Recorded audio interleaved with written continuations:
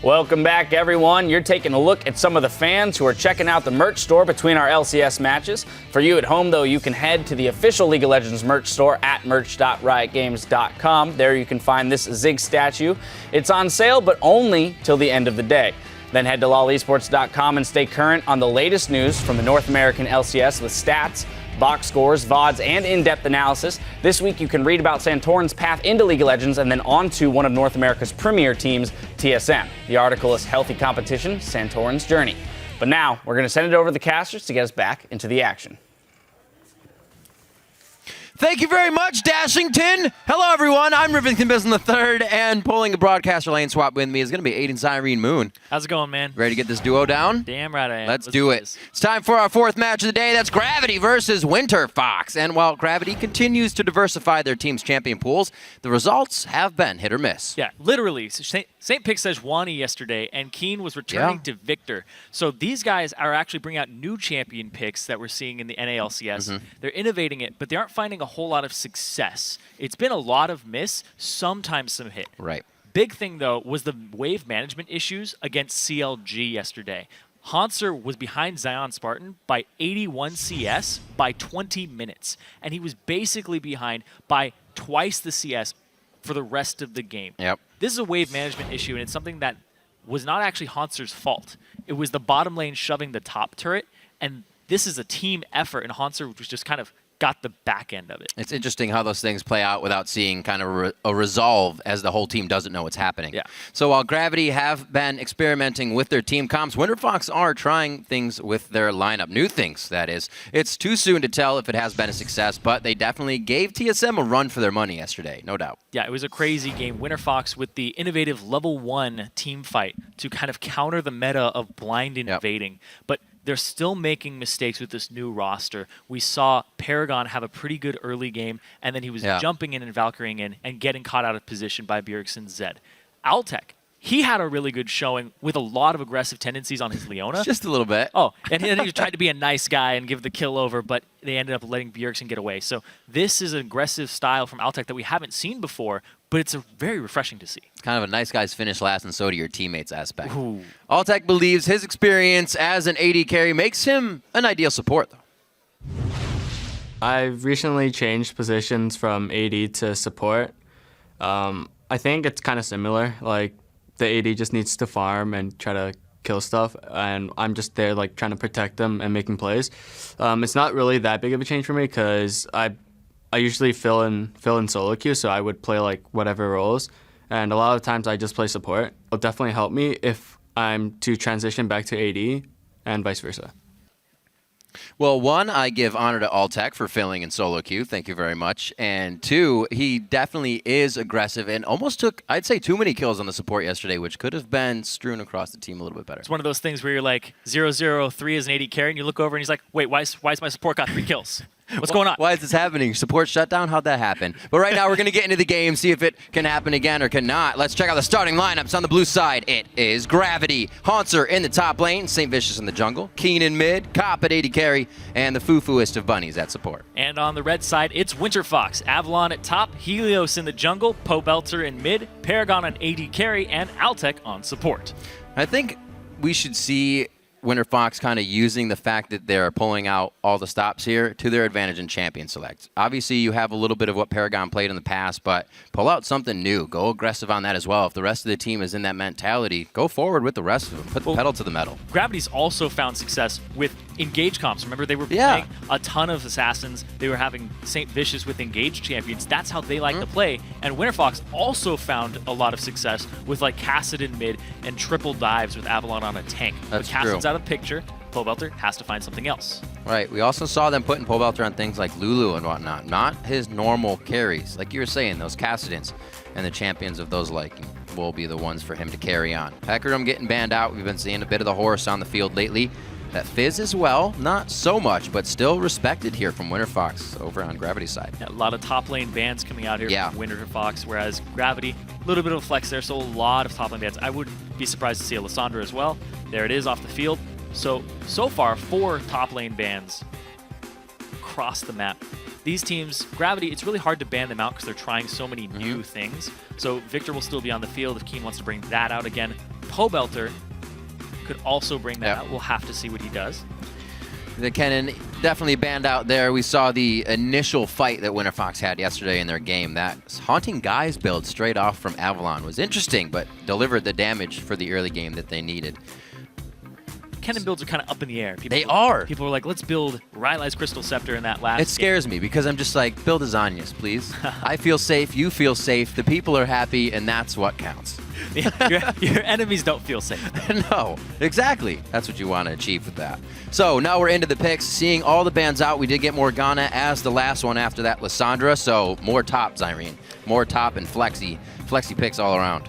That's true. There's a lot of things still left up, though. The top lane is very robust in terms of champion pool. Maokai. You also have Gnar still available.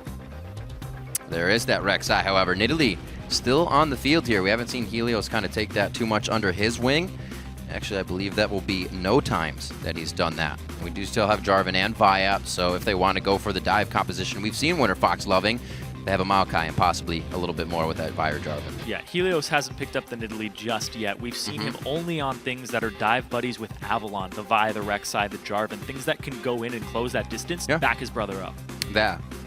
See Paragon Comfort coming in here. Corki gets locked in one more time, which makes me think they may go for the 2v1. He was very safe in that Corki play, almost split pushing at times when the team was trying to just kite fights for him to get that farm up. St. Vicious locking in the Rumble for Haunter. These guys have a bit of that objective control now if they can get themselves into place at the right time. And we have Bunny Fufu's Thresh on the field, so there's some plays to be made there for sure for him. Definitely keeping your mid lane picks for way further down. Gravity and Winterfox, a lot of bans towards top lane, and then they immediately pick up top lane champions, and look at that. Again. Well, he was saying, Keen, you're not going to get it 3 times in a row. I want to play it 2 times in a row now. So Pobelter actually takes back on the Victor. You only get 2 in a row, and then you have to hand it off. It's 2x Victor, and then you're just BMing. You can't play it 3 times in a row. You're hogging it.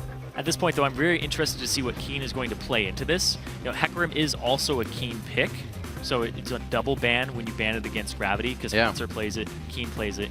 And Victor's biggest weakness is assassins in the mid. So something like a LeBlanc might work out for Keen, or if he's going to go with a completely different style and they'll go like Orianna, we'll have to see what he does. But the Victor is most vulnerable to gap closing assassins. Now, a lot of people see or have not seen Victor. Will Victor carry the game for them if Pobelter gets going? Victor can carry a game once you make it to the middle of the game. Once he gets that level 13, so it he kind of has to be upgrades. optimal early game. Exactly. All right. Pobelter can make that happen. He plays safe and can also control good CS throughout the first 10 to 20 minutes. There's that LeBlanc you were talking about for a bit of that pressure back onto him, that assassin-style play. Cop picks up Graves as we wait for Winterfox to round out the composition now with their support. Very interested. Yep, there you go. Lots of Leona. Okay, so he goes straight forward. I was like, Janna and Leona, one of those two for Altec here. He wants to go hard, though. He's not disengaging any fights. So locked in, like you said, gotta go hard. We just saw Altec on the screen, and he was talking about how he likes to play so the team can get something out of it, make sure that he can get Paragon fed, and then Paragon makes plays off of his. He's got it right, and it's always easier said than done. They just gotta make it work in game now. 30 seconds on the clock as these guys talk about what they want to achieve last in their compositions. What will we be seeing from these teams? Well, Winterfox's team is more of the same, except Pobelter, he can't carry on that Victor. Yeah. But they have the Dive Brothers top. They also have Paragon and Altec.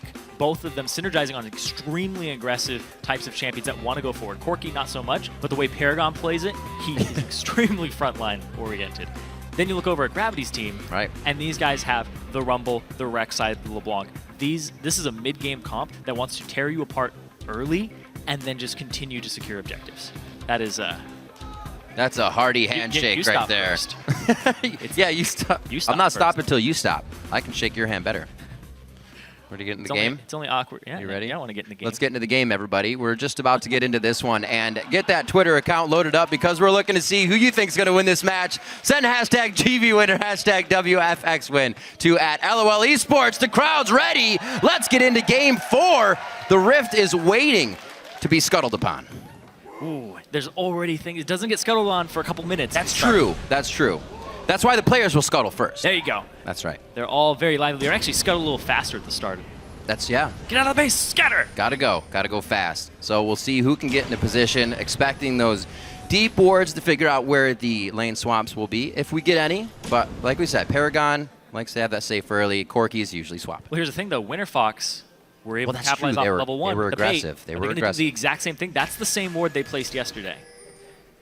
It's just mirrored because they're on the opposite side. Yep. And now they're all sitting in this brush. Is it going to work twice? It doesn't look like it's going to work twice because they're on the complete opposite side of the map. But hey, if it worked once, it almost had you beat TSM. Don't change it.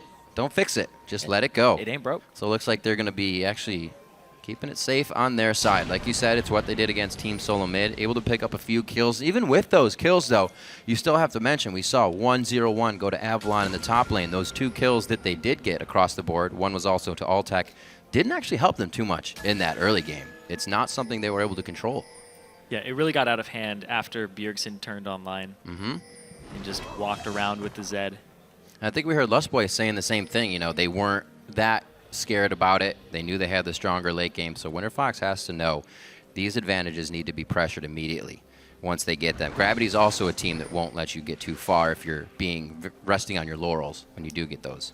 Yeah, you can't sit on just a gold lead that you got from off of First Blood. The game is not over that soon. Despite what Solo Q might tell you, it's not over off First Blood, especially before 3 minutes. So it looks like it will be quite mirrored. Winterfox enters into Gravity's jungle to start, and on the other side, the same. So this is going to leave now Pole Belter and Keen, rather, I should say, to fight each other in the mid lane. We'll see if Keen can actually get an advantage with that assassin play on the Victor. It's actually very interesting here how Winterfox decided to do this, because Hanser was starting the Wolves by himself. St. Vicious gets the solo experience on the camp. Then if you look at Winterfox's side, they didn't have the Maokai start at the Raptors to take that camp on their side. Instead, they pull him up to the top, and they have a triple jungle with the support for a little bit for Winterfox's side. So a little bit more split experience there.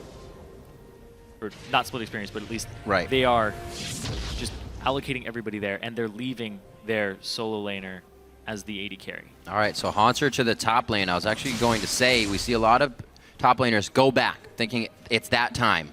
And sometimes it'll cost them their life. Sometimes it costs them just staring at the wave, hoping they're in range to get that. And you can still see Avalon is with Helios still. They're sharing that experience. So you're going to see now Hanser roaming around trying to find if there's anything left in the jungle. Just the ward for safety, rather. They crack open a scuttle crab together. Gotta share it. Yeah. But right now, it's just about the wave clearing, the wave freezing as well. Because right now, Gravity have a freeze that's moving towards them bottom, and up top, this freeze is actually moving towards the opposite side as well. Yep. So both lanes are in great positions. Great stick there. You can kind of see how the distortion would really mess with Pole Belter's laser if you can't target that right, and then you just kind of flash backwards. It's hard to hit on something that's so mobile. And the fact that you're almost never going to hit your W onto a LeBlanc because of her mobility is very big. You're never going to get that gravity field off. I like that by Hanser, actually keeping his gauge just at a level where he can do some max damage even though he got pushed out. Keeping himself safe there. It would definitely help if he gets the 3v1. He might be able to take someone down in the act. Pole Belter still scoring some laser shots as he can, but Keen is definitely keeping up in his face and trying to keep those distortions on point. Just trying to poke him out as much as possible. He's All right. ran through all his potions at this point. Yeah, that's exactly what you want to see in the beginning, especially when you get them under their turret constantly. Let's see, Keen actually already backing pink wards coming out for Saint and Keen. Helios has already picked one up, actually, and they've placed that towards their blue, so they're actually expecting that bottom lane of Cop and Bunny Fufu to be getting in there with some wards. It's actually very interesting that he backs that early because he had the lane pressure, he had the potion advantage, and once you just keep trading with Pole Belter and whittle him down to the point where he is forced to back and miss a wave, instead, shoves the wave, backs, tries to get back very quickly, and he's going to do that right now. So he's going to clear this wave as fast as he possibly can on Keen's side and try to have this crash against the turret. Nice ward in the bottom lane, thwarting out Helios. And they actually have to leave the lane together. They know it might be more advantageous to get themselves in the jungle and keep sharing that experience. Pushed up on the top turret now, Paragon and Altec. More kind of worried about the CS and just a few shots on the turret. Doesn't look like they're trying to take it down too quick. That ward as well that Helios placed actually stopped Saint from getting one of his own in there. This has been Great a job. very standard, very equal early game. Nobody's made a big mistake that's been capitalized on at all. Right. So they're neck and neck, just in terms of gold, in terms of CS at this point. Across the board, nobody's getting a big advantage. Which is good to see, because after what happened yesterday to Winterfox, or sorry, to Gravity in the top lane after a hard shove and a hard push on a turret, they don't want to get that type of lead over to the other side again. Well, we'll see if Winterfox can get out a gank here, as well as St. Vicious. He's bunny towards, was the top side, but now sees Helios in the jungle. They're going on to Avalon in the bottom here. They actually get the hook onto him. I don't know if there's going to be too much follow-up there, but a little back and forth. That was a flash blown, so that may be a return. I was actually just about to mention the top laners. This is kind of the time we see when people are going to go top and going to start trying to get that gank in. Yep, again, around that time, you see Altec, he's very aggressive, but look at that, the Wolf Spirit stalking them. They're very aware of what's going to happen to this top lane on Gravity's side. The whisper of the Wisp, slowly telling Hanser that he needs to get out alive. Strength in the mid lane from Keen, knowing there's a whole slew of people top lane, so he can go a little bit more aggressive. And they're taking small advantages here. Gravity's going to be going for Dragon. They allocate a lot of people to the Dragon, just 2 here from Gravity, but that's 2 people who aren't going to be around the top lane. And it looks like they're lane swapping it back. Once you hit this time, around 7 minutes is when the turrets drop their fortification buff, where they take 30 less damage from basic attacks from champions. Yeah. So you get your BF sword, you get your Sheen, and then you lane swap it back so that you can now shove down turrets. Because if you don't, there's a big threat to your own. Well, Dragon going over to Gravity nicely, just around 7 minutes. Seeing that BF sword picked up by Cop, and Sheen on the side of Paragon. We'll see how they work that. Pole Belter's first back was actually for that Negatron cloak. He was definitely feeling the pain. We'll probably turn that right into an Abyssal Scepter. So Victor's not going to dominate you very early on in the game. Right. That's the build-up. It's level dependent, it's upgrade dependent, and item dependent. And going for the Negatron cloak is not terrible. It's not like a LeBlanc going for a Negatron cloak first back, because she needs to have a specific curve to the way that she plays, like dominate early, then transition that into mid-game, late game. And how often do we see kind of a change in what the Victor will spike or try to level first? In terms of ability? More so the laser upgrade. Yeah, you will upgrade the laser first, and you will upgrade that with your prototype into the next one, the Mark 1, because of the fact that it gives you 40% more damage on the E. Then you get the Q upgrade later, but the reason you don't get the Q upgrade first is because it's not a low enough cooldown until you get level 13, because you max it second. Okay. Otherwise, the movement speed is just a waste. Definitely not a champion tons of people play, but always good to know what Pole Belter and what Pole Belter's doing and going through his head through the process. Picking up blue here, we'll see if he has a better time against Keen in the mid lane, who just got the same treatment from St. Vicious. He's actually pretty hurt after Gromp, so we won't see him back into the jungle. We may actually see Helios. It looks like he's going to take the same hit from Gromp as well. So the jungler's out, still waiting for these guys in the mid lane to go at each other, if they even will. More so onto Keen for that fact. Yeah, at this point, though, there was a little bit of advantage that's made itself clear, and it's the top lane. Right. Winterfox shoved that lane in and then gave over Dragon to Gravity, and Hanser was just free farming under the turret when they were lane swapping it back. And Avalon didn't have that luxury in the bottom lane, and now he's in a matchup up top that isn't very favorable for Maokai. It's a little bit back and forth. Yeah. Rumble has a lot of kill potential on him, but Avalon has more gank pressure potential. Definitely impressed by the fact that Hanser kept it so safe up there, with the fact that he went so early as well. Keeping the range and keeping in range enough for the experience. Nice. St. Vicious stopping it back there. I don't know if this is going to turn into too much. That's a great placement of the gravity field, and they can't get too much more out of it. Got to snap back a little faster than that. Took a turret shot for it. Now they get to shove this wave out. Pole Belter has to back. They get his flash. A lot of pressure exerted on this mid lane. This is actually the first big move that we've seen that's resulted in some type of advantage other than a dragon. And we just saw both Saint and Helios back, so coming out of base, Saint definitely wanted to make something happen. They draw 3 people to the middle to start damaging this turret. So Winterfox are actually going to lose this turret in the mid lane, and Gravity are going to pick this up off of the Saint Vicious gank onto the immobile champion of Victor. But look at this, they're going to answer it up top. Hanser, no flash. There was the flash blown. That was probably from Altex engaged. The Cataclysm sticks. They used quite a bit to take him down.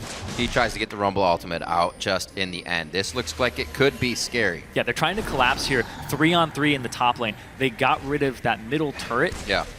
But turrets are worth more than a kill. So they actually come out on top on Gravity's side. Now they get all this pressure over Victor. And when you free up a LeBlanc to have different roam routes to other lanes, it's very dangerous and it allows her to start snowballing.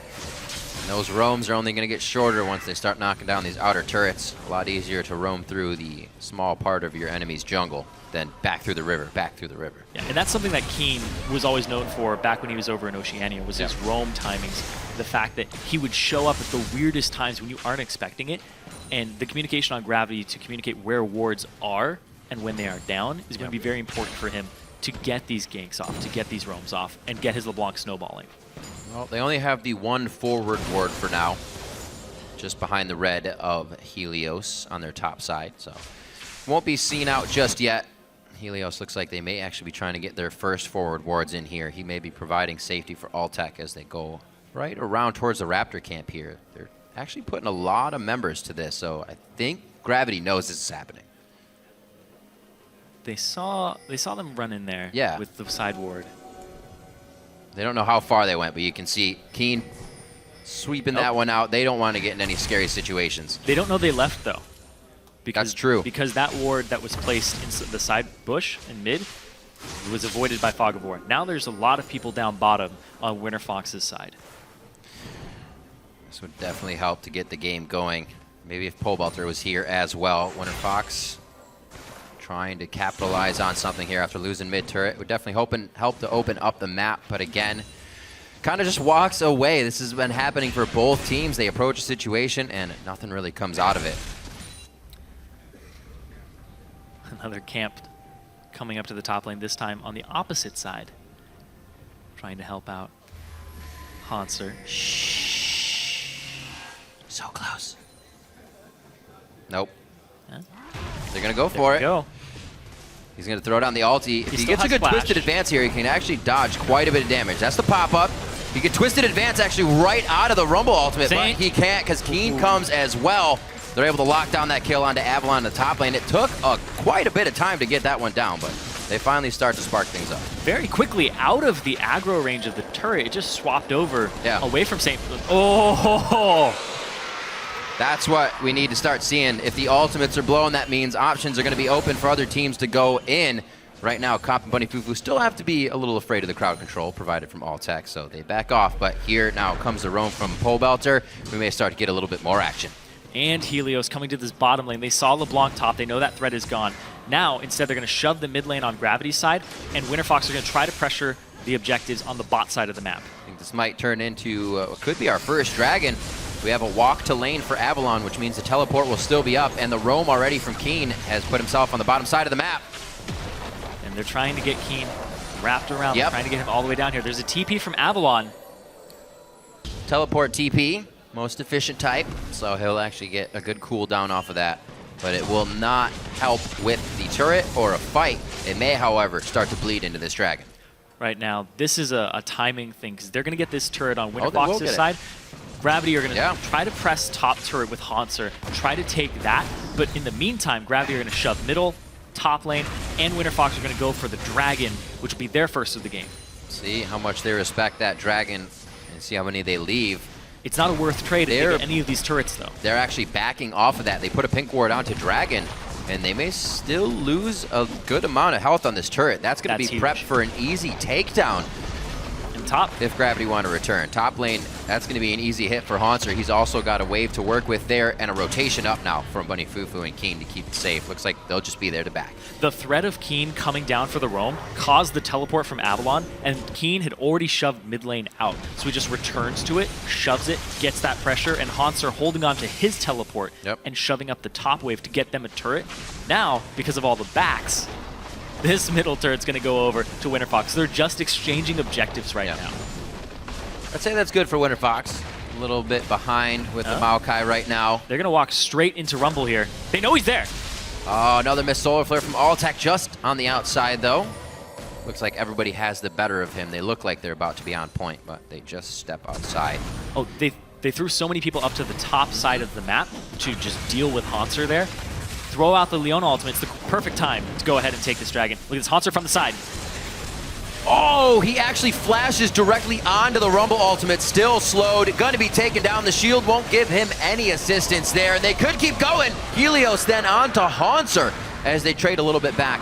What a crazy fight. Paragon Valkyries forward just to get the heal off to possibly save Pobelter. It doesn't work out. And his consistent damage, he gets hooked by Bunny Fufu and turned the opposite direction. He actually got a kill, Pobelter did, that is, off of that one, so the Ignite came up big for him as Helios went in for the gank. Let's see as they fight over blue now. Gravity is starting to push the buttons of Winterfox here and not giving them too much room to breathe. The wards are more so to the top side. They don't have the vision as much as they want there. It's just behind the blue, and they cannot see what they want.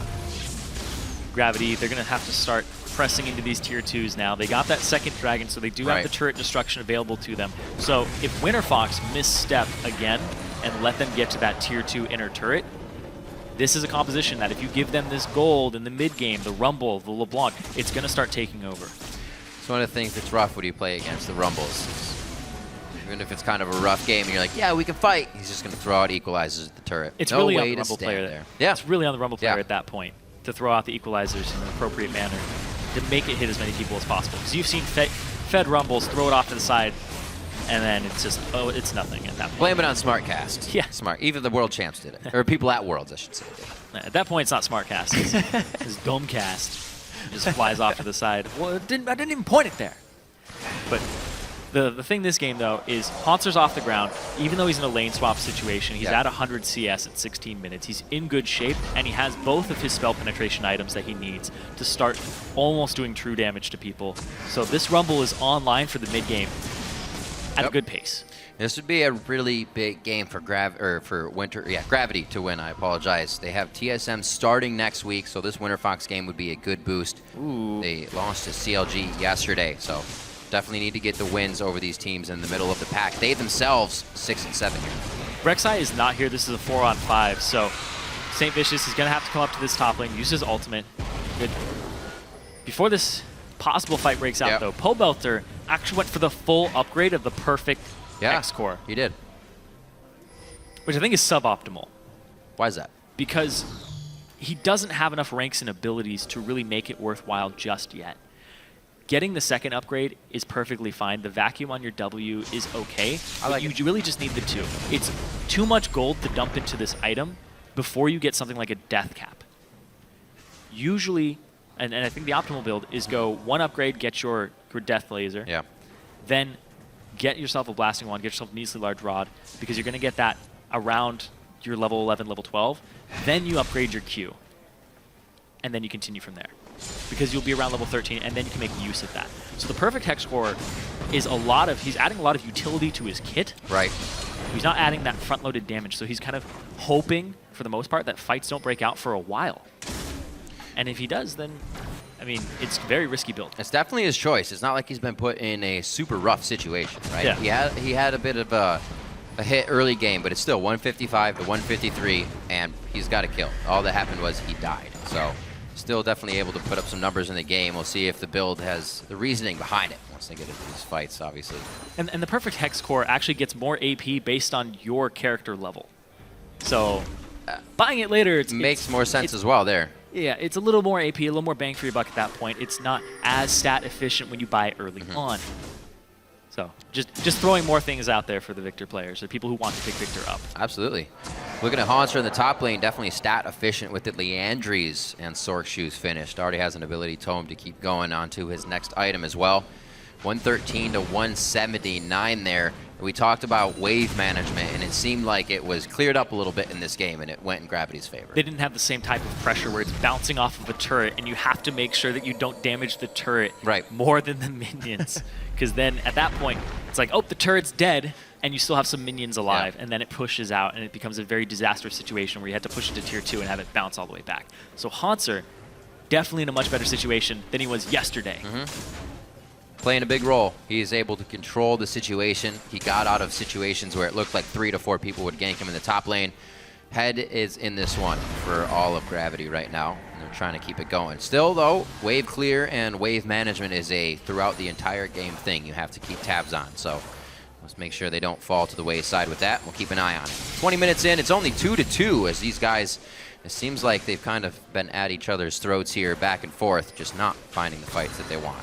Yeah, it's these outer turrets that, since they've gone down, the points where you would find a fight are very slim now. They have this one turret left in the top lane for Gravity. Meanwhile, Keen, he's pushing down bottom, and then St. Vicious and Bunny are shoving mid, and he's just going to clear this wave with an equalizer. Out of position here for Winterfox. Could be a nice swipe. They're going to have a hard time getting back to their bottom side. It could be the turret going down. At least great wards and vision placed here by Gravity. They know they aren't going to get too much more out of it as the rotation's already happening over from Winterfox. So backing on this one. This is good, though, to see from Gravity because they now have Winterfox kind of on the end of their rope. They're saying, we're going here, you got to follow us. We're going here, now you have to follow us. Winterfox kind of has to get them going to beat of their own drum. It's a test of the shot calling to get the momentum back in your favor. Because when a team starts rolling, they're like, oh, we got some turrets. We have inside track on map control. We have the wards in the right places. Wrestling that back from them is very difficult. You can match them, but then being able to overcome their movements and then reapply pressure to the opposite, to the other team is very important. Like right now, Winterfox, they were trying to go top.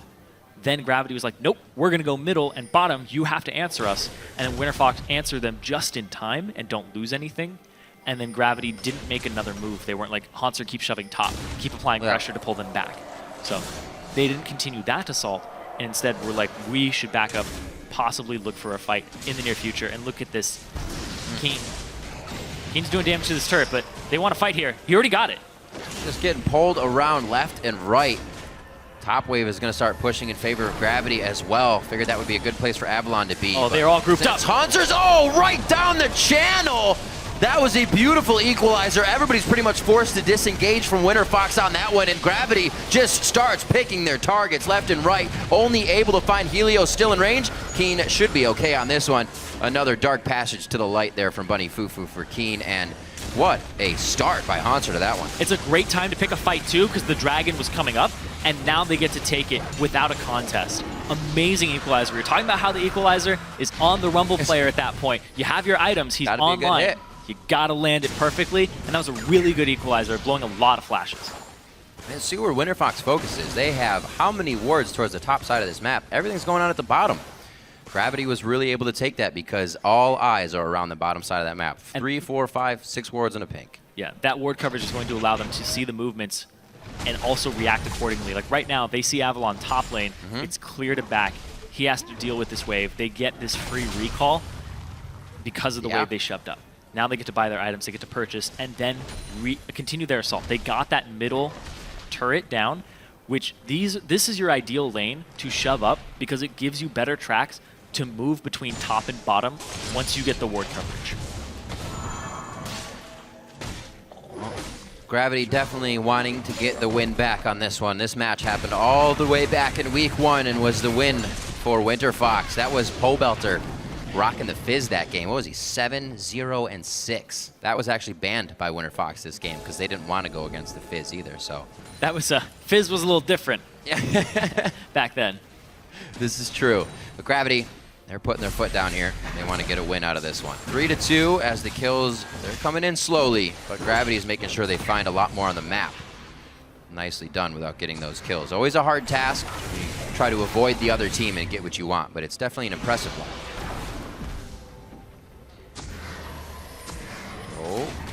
They're setting up a lot of awards. They're trying to set up the wards on Gravity's side all the way up in Winterfox's jungle so that they can move between mid and top. Threaten your inhib turret, threaten your tier 2.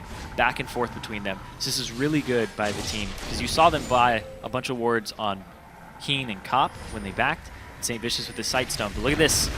Cop Paragon, he's so far forward. That's going to be the teleport to the tunnel of Rek'Sai. Hanser's into the fight now. Watch them tunnel in. Here comes the equalizer now. They walked right into it. Avalon, Helios, all cooking down on that one. Pobelter able to spit out great laser damage from the backside, but Keen, he's also floating around here on the side of the stage, and it looks like he may be ready to go back in, but the team, they all disengage, so that will not happen.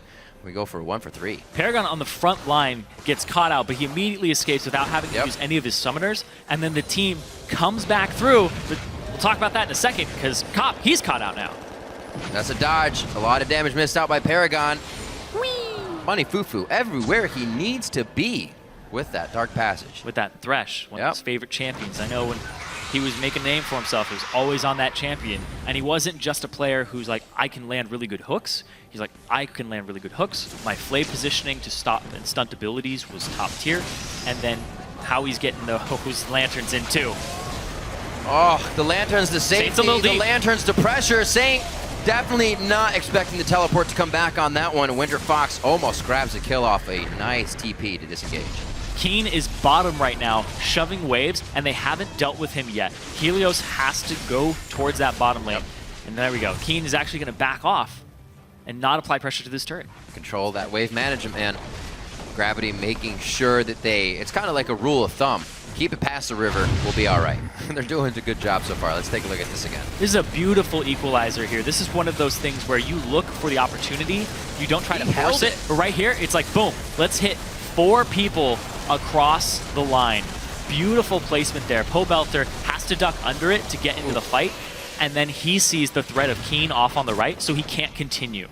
LeBlanc's biggest job right there was to put pressure onto Victor, put pressure onto Pobelter. So Keen, even though he wasn't blowing people up, he was still the threat because his zone had to be respected. Well, we keep talking about that Rumble ulti. We also talk about it missing. If it does miss and Pobelter can hit a nice Chaos Storm, that ult is also pretty game-changing for a fight from Victor. So we saw that just at the end was the reason Gravity started peeling out.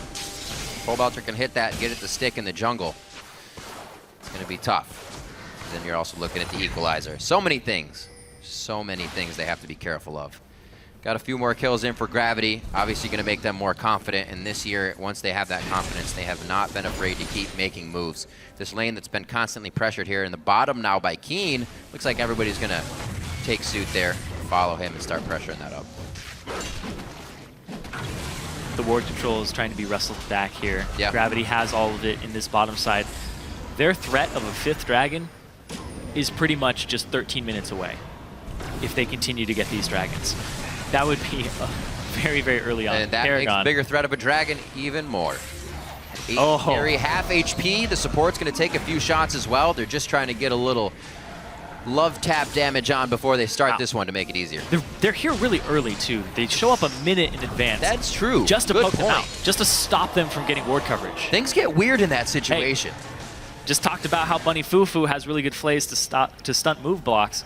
Does it again right there. Yep. Everything about his Thresh is very well-rounded. He's not just one of those players where it's like, I got one thing I'm good at on Thresh. He's good at it all. See it over and over again. He makes a good case for it.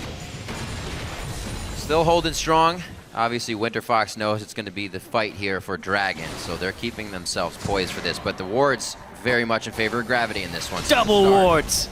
Double wards everywhere. More. Whoa, whoa, whoa, whoa. There could be a ward fight. Keen a little too close. Keen laying on the ground by himself. The team turns tide here, and it looks like Dragon may actually go to Winterfox. An error chalked up for Gravity there. Butterfingers on that one, yeah. Keen. That's going to stop that Dragon from going over them. Saint, he can try it, but he doesn't have flash. He'll have to get a Lantern. And nope. Winterfox get their first Dragon of the game and stop the threat of a 5th. That was actually huge. To stop that Dragon relieved so much pressure for Winterfox. I would have put him on the Iron Lung wait for number 5. Yes, Gravity, they put so much time into that too. And Keen messes it up with the W, goes back, and then snaps back to the other one. It was very strange how he just made a zigzag line. Basically made a triangle. He was confused by all the wards. It's one of those things where you hit your W and then your R, and then you forgot that you hit one of them, right? And you swap it back. You take the wrong one. Yeah, you take the wrong one. Unfortunate. Definitely a situation that can happen when you're trying to make those plays. Very easy. Get messed up in those finger movements. Oof. But like I was saying, they gave up so much for that in terms of time on Gravity's side because they had all the ward coverage in Winterfox's right side jungle on their east side, and they dedicated about 3 minutes to it, 2 minutes, where they warded it up, pink warded it, swept everything, and then they made battle lines where they stopped Winterfox from reestablishing their presence on that side. And that's why they were there 2 minutes early, a minute early, because they just wanted to stop Winterfox from getting in there. Yeah, most of those wards are still there. Yeah, and then Winterfox on the way out get to clean up some pink wards, get to basically get back what they were denied for 3 minutes. And they get a Dragon on the back of it. So Keen, that one misplay, handing a little bit of life to Winterfox over there. That's all it takes. I know how it feels. 4K in the lead now for Gravity. Hopefully, no more misplays is what they are thinking coming into these next few minutes. Here's the thing, too, is you can't let that get to you either. Because if you're playing on the stage and you're nervous about that and you mess up, and you can't have a team that's going to bring you down. These guys got to encourage him, got to keep him up. Especially when you're on a champion like LeBlanc, who now has her Void Staff and can pop people. You have to be sure that you can go in. It's her time to shine, and he needs the confidence to make moves like that, but not exactly like that. Well, we'll see if the first spike curbs his intentions any after that death. 2-1-2 for him, 270. Actually, great CS in the mid lane by both of those guys. Pole Belter at 266, even with the pressure that he had, kept strong in this game for the team. Crab control here for Saint. It's going to give Gravity and the rest of the team a little bit more run around. So they push Winterfox off for now, but things are only getting tighter in this game. Next Dragon is going to have to be contested because it will mean number 4 for Gravity still. And that 5 looms on the horizon. Saint Vicious, very aggressive. I guess they have the vision for it. There's a big wave in the top side that Gravity have to go deal with. They're going to have Cop go soak that up. But Pole Belter finally hitting his death cap Abyssal Scepter on top of his perfect hex score. So this is the item build that you should have at this point. The build path, he didn't get punished for it that much. It wasn't like, we're going to keep fighting you and keep fighting you because you don't have this much AP. Now he's online. Now this Victor can start taking over and blowing people up. And they're going to put a lot of resources into protecting Pole Belter. Because he's not that assassin that can get in and out, he's a mid-range mage who has zone control. Right. Still has to watch his positioning a little bit, unless he's the one just controlling the storm. Still got to watch out for that Chaos Storm ultimate. Really have a big factor on it.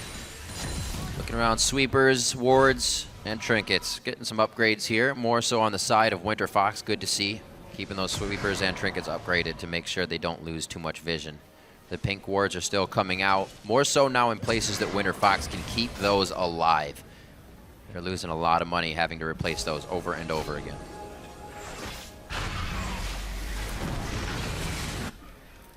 The ward coverage here is really scarce at the moment for Gravity. A lot of their wards are getting cleared and expiring. They need to reestablish that. And Winterfox are doing a good job of keeping up some pinks in crucial areas. They have the Baron under their control, but a lot of it is up towards the top side. The Dragon is in 2 minutes, and we saw Gravity are very comfortable with going in here 2 minutes early. Yeah.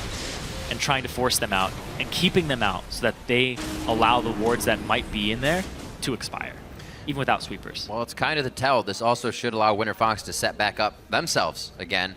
They got the kill on Keen last time, but that was the mistake. I don't think we'll see that. Okay, Paragon's going to back. I thought he'd get a little bit more of a push on that. But this is kind of the right play, because when you see them setting up at the Dragon 2 minutes before it's up, you have to go somewhere else. You have to allow them or punish them for that move. You have to like apply pressure to the top side of the map, which pulls one person, 2 people, whoever, away from the Dragon. And then you get to group up as 5 and possibly start something. Great use here of Void Rush if necessary. They send Rek'Sai top lane. Haunter's going to stick with the team in the bottom for a little bit of siege pressure on the turret if they need it. And Saint's going to get a pretty good push on this. The team does not look like they're going to leave bottom for Gravity. They're going to force Winterfox to spread themselves thin here if Saint keeps going. Not the quickest pusher, but it looks like he'll stick with it. His nearest tunnel to the fight that would happen. Not too bad. Is not that bad at all. Right by that blue for the side of Winterfox. They decide to back off. That was the pressure just for Dragon here. And again, this kind of not really a game of respect just yet. They obviously respect the fight of Winterfox, but they don't want to take anything until they get their dragons. Saint's Gravity is really set on that. He's going to keep pushing, though. He might not be as set on it as we would think. He's going to continue to apply pressure to the top. Now they're going to shove out the mid wave a couple seconds before the Dragon comes up. They might be okay just giving up this Dragon for turret pressure. You're right. He definitely stuck with it.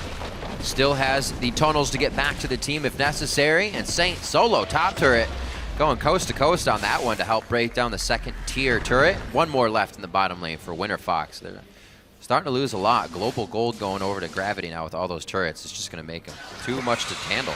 Avalon doesn't go up top to answer, and they give up the Dragon to Gravity. Very, very weird play there from Winterfox. Very kind of Gravity is running them around the map. Especially with that, would we or could we have seen? Oh, wait a minute. Going on to Hanser. This would be a huge hit for them. Keen is still alive. He can still. Hanser gets out and the equalizer goes down. That means there could be a re-engage. That's from Cop and Bunny Fufu. Saint's already in the fight trying to tank the entire team. Paragon's on the backside. Gets hooked out. Bunny Fufu with the laser shot. They're able to completely ace Winterfox. Wow. That fight was Bunny Fufu from start to finish there. Amazing plays on that Thresh. And Hanser still surviving and dealing more damage after the fight.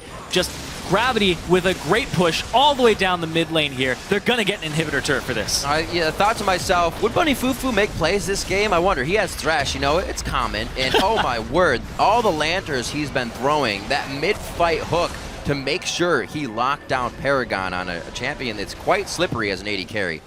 Plays all around. See it again. This is just absolutely beautiful. Hanser was dead to rights here. Flash E. And yeah, dead to rights, exactly. This point, he gets the lantern out. Keen immediately, he's like, tag me in, bro. Blows up Pobelter. And then the hook onto Altec. And then Bunny Fufu comes back into the fight just to continue it. And Hanser still able to output damage at this point. That predicted that. Wow. Threw it to the right. Paragon walked right into it. Big step up there. It's what the fans were waiting for, the explosion fight, and it looked like Winterfox had it on the initiation. It's vision control, though. This is all vision control for Gravity because Winterfox don't see those members coming from the fog of war. Right, they saw don't have just those a rumble. wards. They were just fighting Hanser. Yeah, they don't have deep wards. They don't even have shallow wards. Speaking of not seeing Hanser, he's behind them right now. Oh, man, laying down the equalizer in their escape path. They're kind of forced to stay under the turret, taking a few shots. Avalon takes those hits. Cop able to deliver the DPS on the back line as they are pushing. Paragon down on the back line of Winterfox. This is giving the AD carries, regular carries on the side of Gravity, all the time to just fire off their DPS. Beautiful flank from Hanser there. Doesn't even have to use TP to execute it. It's the ward coverage again from Winterfox. And Hanser's just going to pick up another kill for himself here. Get the farm, Avalon. Starting forest fires. Oh. Oh. And it looks like they're getting themselves in position for the Baron here. Be taking this guy down easily there, uncontested after the ace onto Winterfox, and Gravity really putting their foot down here, coming out 35 minutes in. The last 2 minutes have been completely theirs as they run away with the game. And big props to Gravity as a team so far, because Winterfox has a composition that they want a Cataclysm and then throw the Chaos Storm right on top of it. And that actually happens here. You see the Cataclysm come down and then the Chaos Storm immediately on top of this damage pile. And they're just trying to deal as much damage as possible from Pobelter, but he gets blown up. He is the priority target here on that Victor, and they're just taking advantage of his positioning. When you flank a Victor, you cut off all his escape options, and he has to be very tanky at that point. And Victors rarely get tanky, especially this early on. That was basically the same fight, right? Yeah, it was pretty much the same thing. So crazy. Over again. Oh, big plays coming out. Gravity knows they can take these now. The confidence is going to start leading in. I definitely didn't see that Keen was shook off that first misplay we saw that almost gave Winterfox a bit of an edge back into this one. He's still going. He's like, I got this. Don't worry. It's not going to tilt me. He's good. He repaired it. Just a flat tire. Get it fixed up. Right back in it. 2 minutes on to Dragon. That will put Gravity in their final form with Baron as well. And with this push, it does not look like the inhibitor turret will last very long here. The Baron's going to last about the time that it'll take them to end up establishing control of the Dragon, getting that 5th Dragon for them. So these are very well-timed objectives around each other. Good point. Cop, he's been CSing like mad this game. The fact that they're shoving sideways. Gravity played against CLG the other day. I'm almost positive they went, we need to work on our wave management. We need to work on shoving sideways and allowing those to build pressure that Winterfox has to answer. And then while they're answering it, you take something else. You pressure something else. Getting ward control of somebody's jungle is an objective in and of its own.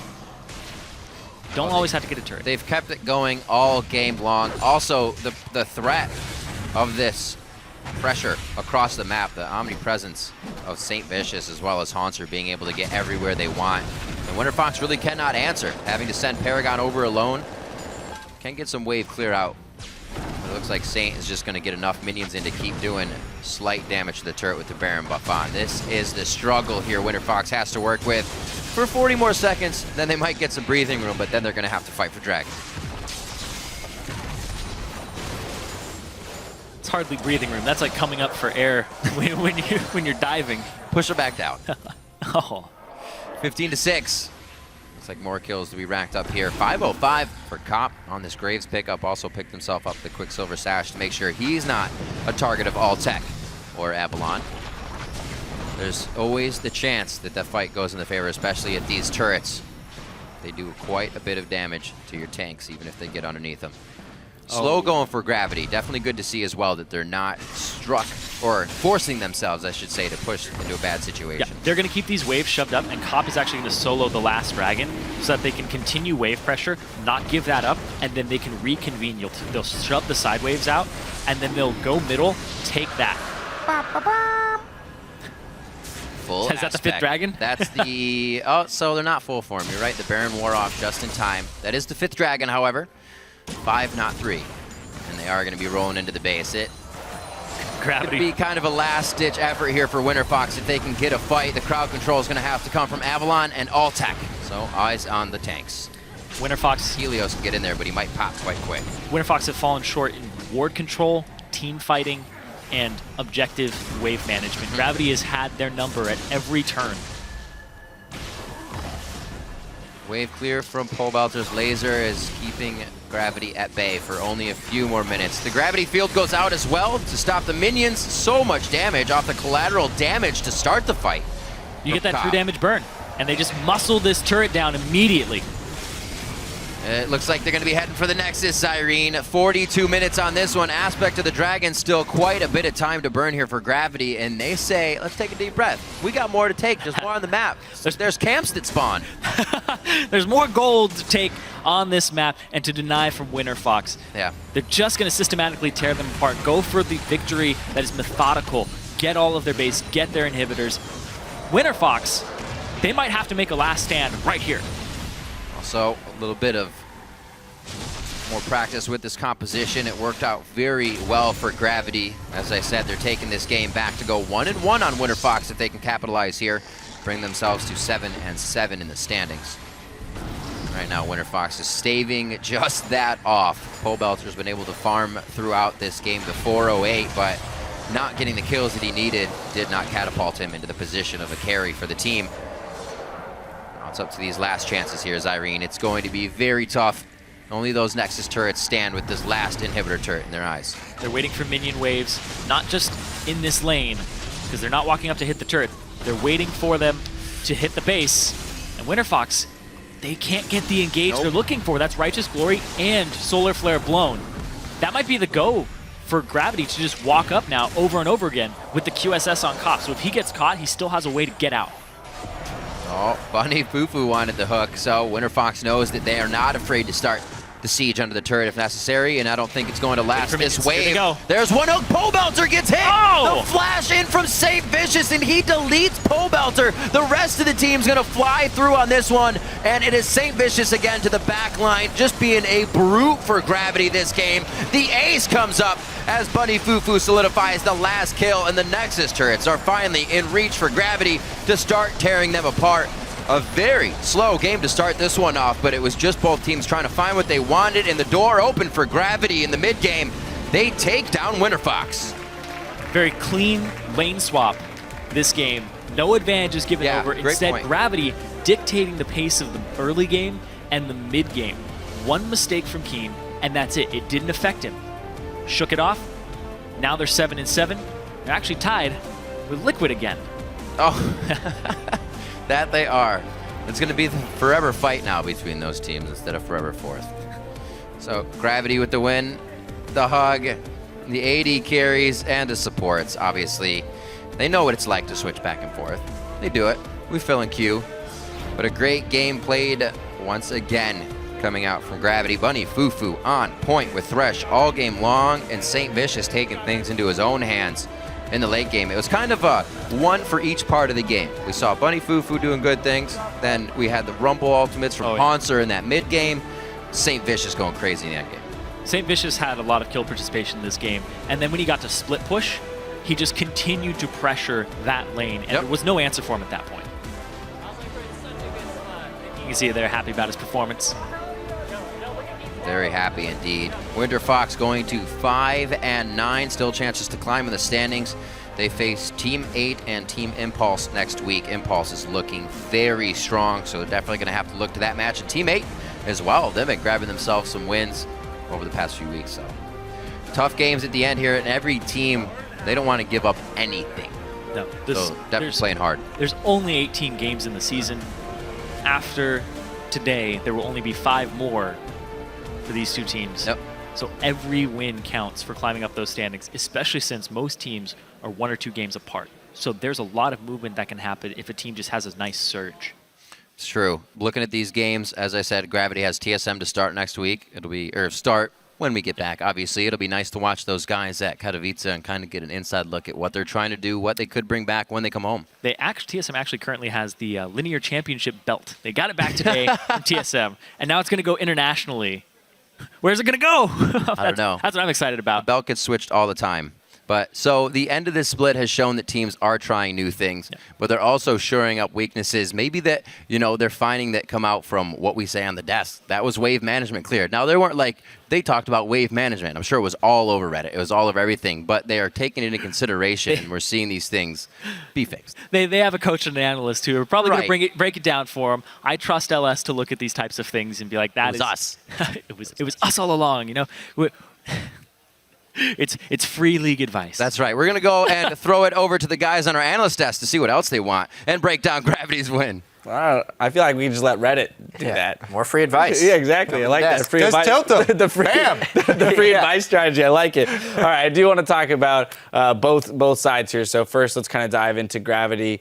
We had amazing Rumble ultimates by Hanser multiple times in the jungle, really finding the right placement to entirely zone carries, but also effectively lay down the most damage possible. And then Bunny Fufu, nailing hooks on priority targets, mid-team fight, great lantern placement. So individually, I have to say that they kind of stepped up some of their play in this game. Yeah, I did like the play from Gravity this game. St. Vicious also got to farm a lot. He's always happy when he gets to do that. All right. But I do kind of feel like they made it easy for him to land these great equalizers, right? They kept on funneling up, clumping up into small patches, and it kind of feels like Winterfox are a bit lost after their roster swap. Yeah. They've lost a lot of power from the bottom lane, it feels like. There was a big discrepancy in vision control this game, and Alltech has looked good in lane both of the games he's played on Leona, and he knows how to command the champion.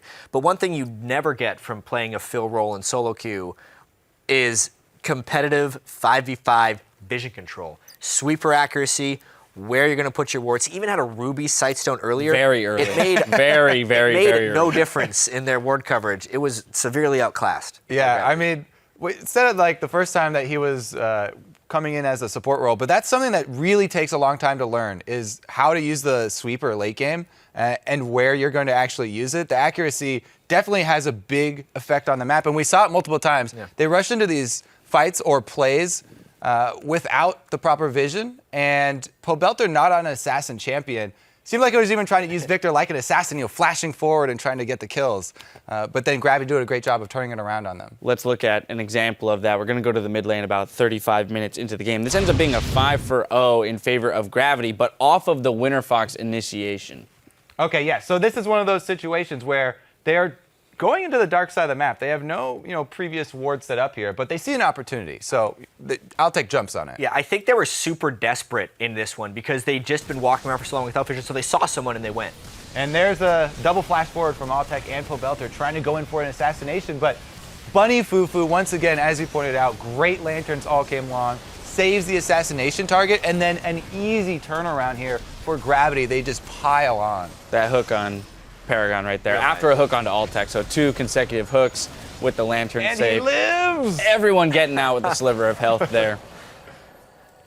And that's, as you said, that's important to note that was them going into poor vision control and having it turned around on them. I think the next thing you have to look at is what do you do next? The decision-making following a lost team fight like that. So we're going to get our second replay up. Jat. Yes. Please. this was a very bad decision as a team from Winterfox. It's exactly the same fight. They didn't have time to set up vision control. This one's actually worse because they've already lost the fight and they're down to the inhibitor. We can just roll this right now because this is one of the worst strategic calls you can make as a team without vision control, is just go right back and fight another 5v5 where you just lost it. But this time, you're not even starting with the catch. Winterfox is just saying, all right, we're going to stand by their turret. They're going to come to us. What did they think was going to happen? They're not going to win the fight the second time around. At this point, I feel like they just lost all hope. This was one of the worst calls I've seen Winterfox make all year.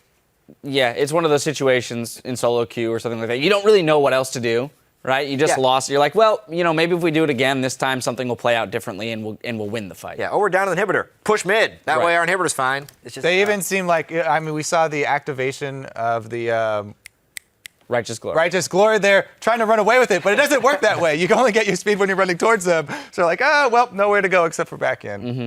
And again, back on Gravity's side, it was basically taking advantage of those fights. There wasn't, I don't think there's a whole lot else to say.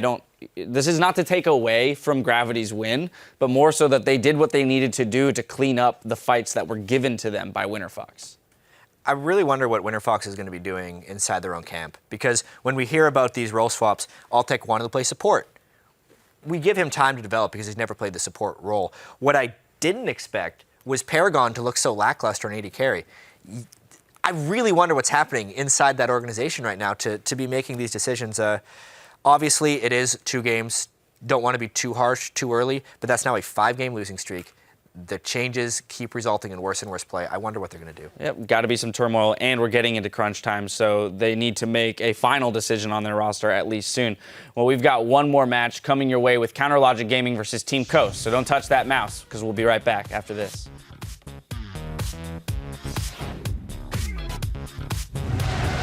It's time for our 4th match of the day. That's Gravity versus Winterfox. Oh, right down the channel.